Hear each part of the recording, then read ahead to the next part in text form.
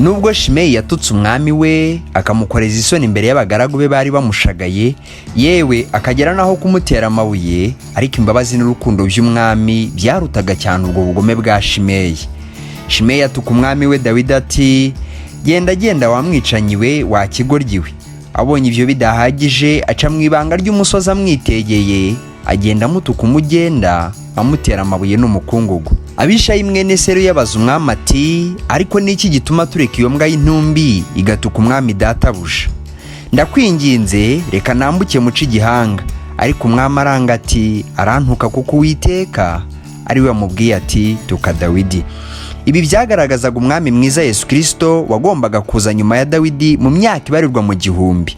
Tukamutuka, tukamwambura ubusa imbere y'abagaragu be, akitwa ikivume, ariko kubw'urukundo rwinshi yadukunze kandi akaba yarazi ko icyo gikomba giherejwe na data, neza neza nk'uko Dawidi yasubije Abishayi ati, arantuka kuko Uwiteka ari we wamubwiye ati, tuka Dawidi. Byamuteye kwihangana asoza umurimo we wo gukiza ubugingo bwacu, ntiyarushya ahamagara legiyoni y'ingabo z'abamarayika ngo baturimbure, nk'uko Dawidi atemereye Abishayi guca igihanga cya Shimeyi. Bukeye kabiri, Shimeyi umutima wo mwemeza ibyaha aza kwikubita imbere y'umwami amwinginga ngo amubabarire, kandi ibyo byose yabikoze amusubiramo n'ibyaha yamukoreye. Abishayi mwene Seruya ugereranywa n'amategeko ya Mose wakomeza kwibariza ati, mbese harya Shimeyi ntari bwicwa azira ko yavumye Uwiteka yimikishije amavuta? Ariko uwimikishijwe amavuta we arasubiza ati, nturi bupfe.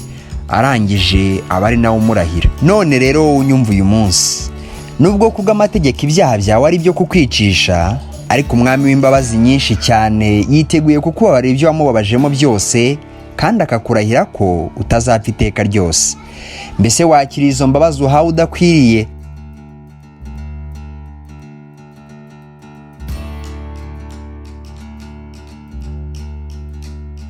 Ku ngoma y'umwami Salomo, Shimeyi abwirwa kwiyubakira inzu Yerusalemu akayigumamo iteka ryose ubutayivamo, abwirwa ko umunsi yayivuyemo akagira ahandi atarabukira, ko no gupfa atazabura gupfa.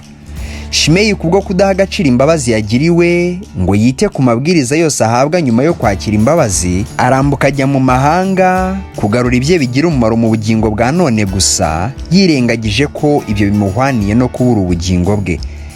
Ibyo yagiye gushaka avuye mu nzu yategetswe kugumamo yarabibonye rwose, ariko uwo munsi anyaga ubugingo bwe, Salomo amucisha igihanga.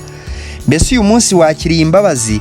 Wenda sahari wazakiriye ejo bundi cyangwa kera. Iminsi yose genda uhinda umushyitsi wumvira umwuka, kuko ubwo uzaguka bivamo nta rundi rufatiro uzashyirirwaho keretse gutegereza umujinya uzarya abanzi b'Imana.